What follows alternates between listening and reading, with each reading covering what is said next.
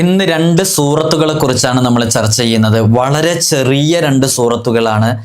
നമ്മുടെ ജീവിതത്തിൽ നാം ഒരിക്കലും ഒഴിവാക്കാത്ത എല്ലാ ദിവസവും ഓതുന്ന സൂറത്തുകളാണെങ്കിലും ഇതിൻ്റെ ഇത്തരം ഗുണങ്ങളും മഹത്വങ്ങളും മനസ്സിലാക്കി ഓതുമ്പോഴും അറിയുമ്പോഴും ഉണ്ടാകുന്ന ആ ഫലം വേറെ തന്നെയായിരിക്കും.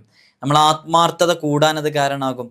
നമ്മൾ ഈ വിഷയങ്ങൾ മനസ്സിലാക്കി ഓതുമ്പോൾ ഈ ഒരു സൂറത്തിൻ്റെ പവിത്രത എന്ന് പറഞ്ഞാൽ മുത്തുനബി സല്ലല്ലാഹു അലൈഹി വസല്ലം തങ്ങൾക്ക് എന്തെങ്കിലും ഒരു വിഷമം അനുഭവപ്പെടുമ്പോൾ ഹബീബായ സല്ലല്ലാഹു അലൈഹി വസല്ലം തങ്ങൾ ശരീരത്തിൽ ഈ രണ്ട് സൂറത്തുകൾ ഓതിയിട്ട് പ്രത്യേകം ഓതാറുണ്ടായിരുന്നു. നമുക്ക് നമ്മുടെ ജീവിതത്തിൽ ചെയ്യാൻ പറ്റുന്ന വളരെ പവിത്രമേറിയ ഒരു അമലാണ്. ഇൻഷാ അല്ലാഹ് കൃത്യമായി അതിനെക്കുറിച്ച് നമ്മൾ വിശദീകരിക്കും.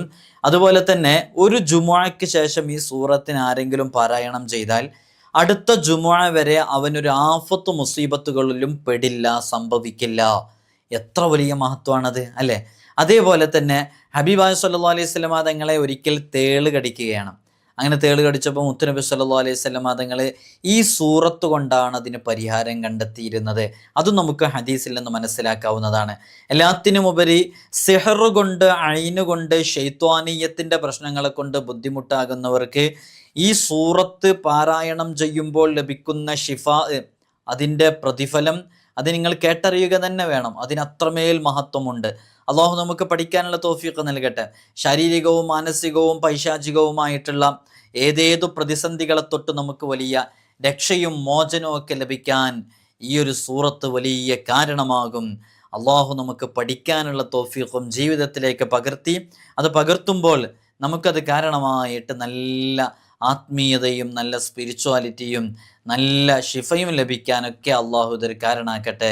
വിഷയത്തിലേക്ക് പ്രവേശിക്കുന്നതിൻ്റെ മുമ്പ് എല്ലാ ദിവസവും നമ്മൾ സൂചിപ്പിക്കാറുള്ളത് പോലെ തന്നെ നേരിട്ട് കാണാനുള്ള ഡേറ്റ് ചൊവ്വാഴ്ചകളിൽ മാത്രമാണ്. ചൊവ്വാഴ്ച നേരിട്ട് വരാൻ വേണ്ടി ബുക്ക് ചെയ്യാൻ വിളിക്കേണ്ടത് ഞായറാഴ്ച 10 മണിക്കാണ്. വിളിച്ച് ബുക്ക് ചെയ്തതിന് ശേഷം മാത്രമേ വരാവൂ എന്ന് ഓർമ്മപ്പെടുത്തുകയാണ്. പലപ്പോഴും പലരും സ്ഥലം മനസ്സിലാക്കിയിട്ട് മറ്റുമൊക്കെ വിളിക്കാതെ വരുന്ന ഒരു സാഹചര്യം നിലവിലുണ്ട്. ഇന്നലെയും ദൂര സ്ഥലത്ത് നിന്ന് മണിക്കൂറുകളോളം യാത്ര ചെയ്ത് ഇവിടെ തീരെ കഴിയാത്തതുകൊണ്ടും ബുദ്ധിമുട്ടായതുകൊണ്ടും പ്രയാസം കൊണ്ടും ഒക്കെയാണ് അവർ വന്നത്. പക്ഷേ നമ്മളിവിടെ ഇല്ലാത്ത സമയം കൂടി ആകുമ്പോൾ അത്രയും ദൂരെ നിന്ന് വരുമ്പോൾ തിരിച്ചു പോകുമ്പോൾ അത് വലിയ പ്രയാസം തന്നെയാണ്. അതുകൊണ്ട് വിളിച്ച് ബുക്ക് ചെയ്തതിൻ്റെ ശേഷം മാത്രമേ വരാവൂ എന്ന് ഓർമ്മപ്പെടുത്തുകയാണ്. നമ്മൾ ഇത്തരം കാര്യങ്ങളൊക്കെ ഏതെല്ലാം ആഴ്ചകളിലാണ് ഉണ്ടാവുക, ആ ആഴ്ചകളിൽ ശനി ഞായർ ദിവസങ്ങളിൽ നമ്മൾ വാട്സപ്പിലും ഇൻസ്റ്റഗ്രാമിലൊക്കെ സ്റ്റാറ്റസിലും സ്റ്റോറിയിൽ അറിയിക്കാറുണ്ട്.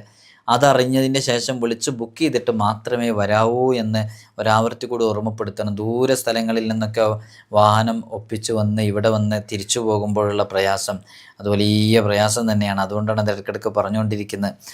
നമ്മുടെ ദർസിലേക്കുള്ള അഡ്മിഷൻ ആരംഭിച്ചിട്ടുണ്ട്. കഴിഞ്ഞ വർഷവും നമ്മൾ ഇതേപോലെ അപ്ഡേഷൻ അറിയിച്ചിട്ടുണ്ടായിരുന്നു. ഈ വർഷവും അറിയിക്കുകയാണ്.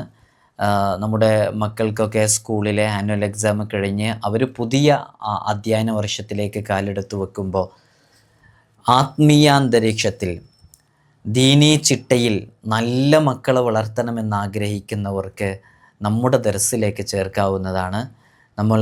ഇവിടെ നിന്നവർക്ക് മതവും ഭൗതികവും അവർക്ക് ആവശ്യമുള്ള എല്ലാ വിഷയങ്ങളും അവരുടെ കഴിവിനനുസരിച്ച് നമ്മൾ പഠിപ്പിച്ചു കൊടുക്കും. തികഞ്ഞ അച്ചടക്കത്തോടുകൂടെ മാതാപിതാക്കൾ ആരാണ്, ഉമ്മയാരാണ്, ഉപ്പയാരാണെന്ന് മനസ്സിലാക്കി അറിഞ്ഞ് നല്ല രൂപത്തിൽ പെരുമാറുന്ന നല്ല സ്വഭാവമുള്ള മക്കളാക്കിയിട്ട് നമുക്ക് തിരിച്ചു തരാൻ സാധിക്കും.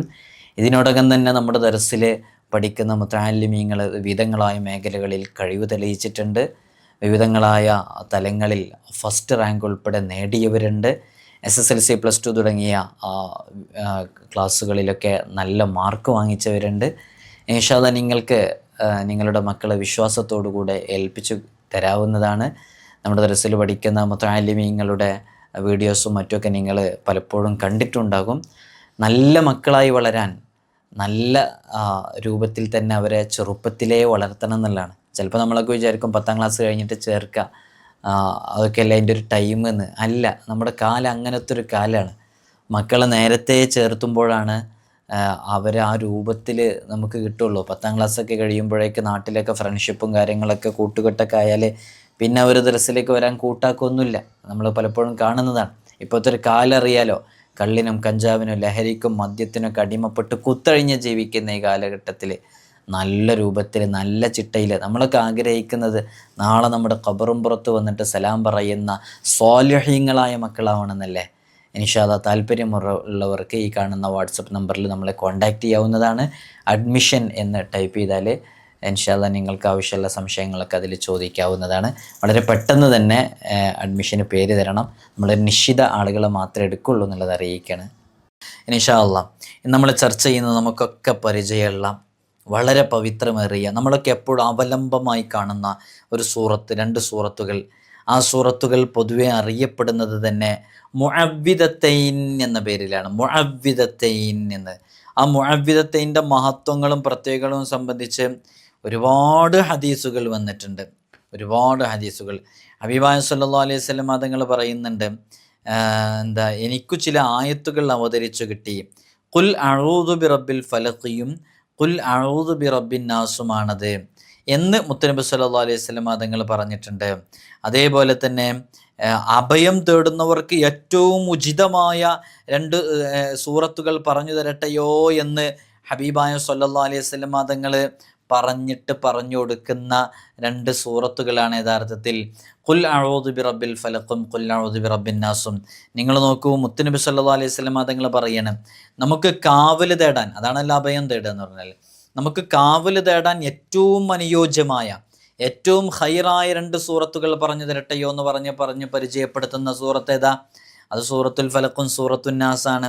മഹദിയായ ആയിഷ ബീബി റളിയല്ലാഹു അൻഹയിൽ നിന്ന് റിപ്പോർട്ട് ചെയ്യുന്ന ഹദീസിൽ കാണാം, മുത്തുനബി സല്ലല്ലാഹു അലൈഹി വസല്ലം തങ്ങളെ കിടക്കാൻ വേണ്ടി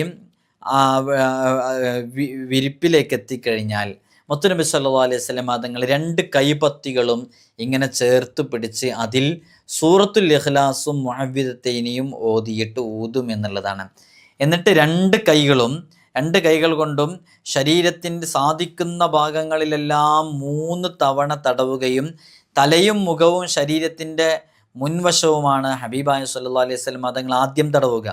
അങ്ങനെ എല്ലാ ഭാഗങ്ങളും എത്താൻ പറ്റുന്ന ഭാഗങ്ങളിലൊക്കെ തടവിയിട്ട് ഇതെല്ലാ ദിവസവും ഒരു ദിവസം ഒഴിവില്ലാത്ത രൂപത്തിൽ ഹബീബായ തങ്ങൾ സല്ലല്ലാഹു അലൈഹി വസല്ലം ചെയ്യാറുണ്ടായിരുന്നു. ഈ ഒരു ഹദീസ് ആയിഷ ബീവി റളിയല്ലാഹു അൻഹ തൊട്ട് റിപ്പോർട്ട് ചെയ്യുന്നതാണ്.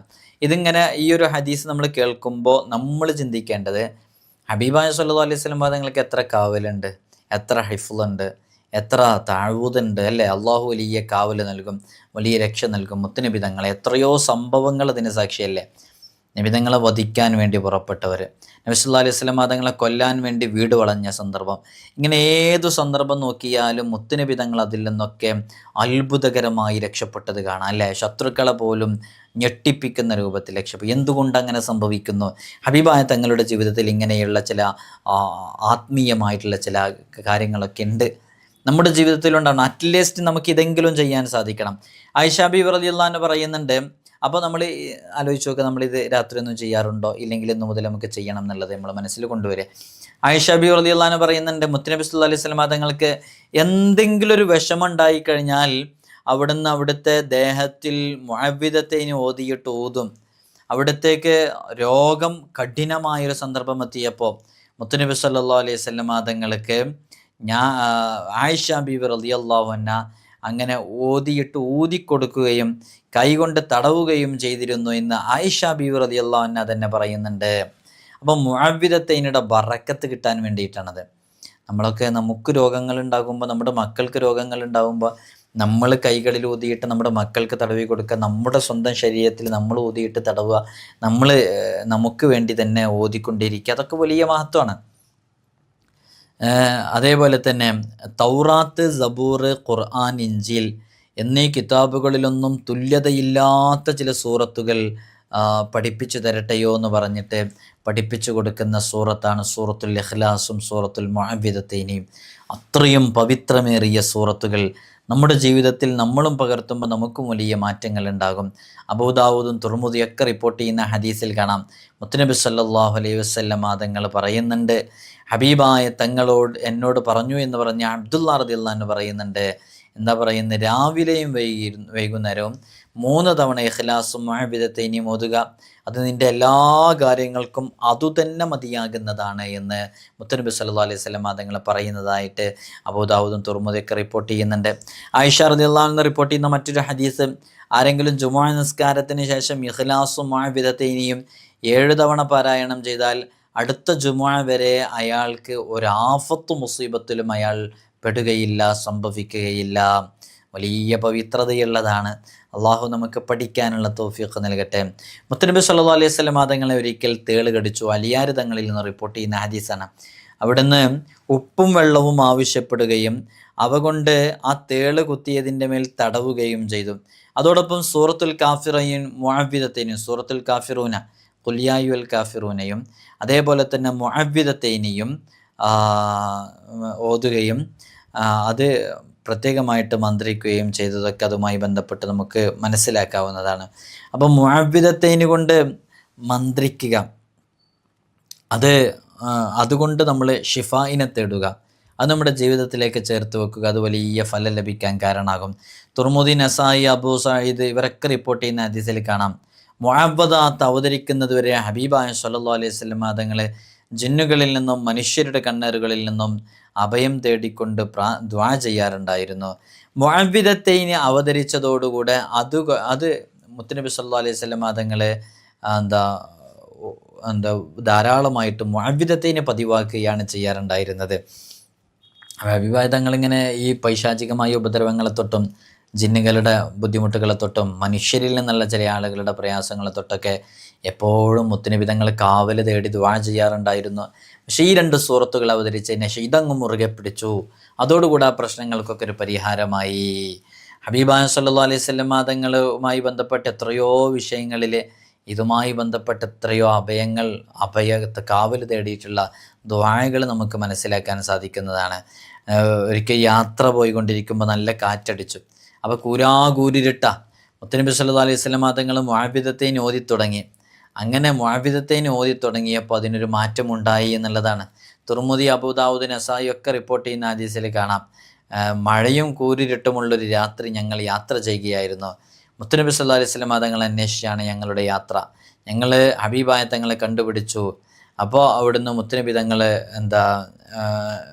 തങ്ങളോട് ചോദിച്ചു, എന്താണ് പറയേണ്ടതെന്ന് ചോദിച്ചപ്പോൾ നബി സല്ലല്ലാഹു അലൈഹി വസല്ലം തങ്ങൾ പറഞ്ഞു, രാവിലെയും വൈകുന്നേരവും സൂറത്തുൽ ഇഖ്ലാസും മുഅവ്വിദത്തൈനിയും 3 തവണ ഓതുക, അതെല്ലാ കാര്യങ്ങൾക്കും പരിഹാരമാണെന്ന് മുത്തനബി തങ്ങൾ പറഞ്ഞു. നിങ്ങൾ നോക്കൂ, ഏതെങ്കിലും ഒരു രോഗിയുണ്ടെന്ന് സങ്കല്പിക്കാം, സിഹർ ബാധിച്ചയാളുണ്ടെന്ന് സങ്കല്പിക്കാം.